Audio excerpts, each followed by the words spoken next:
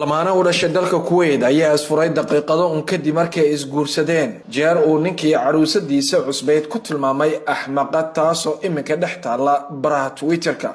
labada lamaana ayaa ku kala tagay isla maxkamadii isku guursadeen iyadoo laba jeer siixay warqado qandaraaso guura midkii ay isku guursadeen iyo midkii ay ku kala tageen sida ay warinayso shabakada Stefan. caruusada ayaa la sheegaya inay ka carootay saygeeda kadib markii uu ninka ku camir mar ay turanturotay iyadoo ka soo bixisay albaabka maxkamadii isku guursadeen markaas halkii uu ku caawin lahaa ninka uu ku tilmaamay axmaqad walow taas ay qaldan tahay.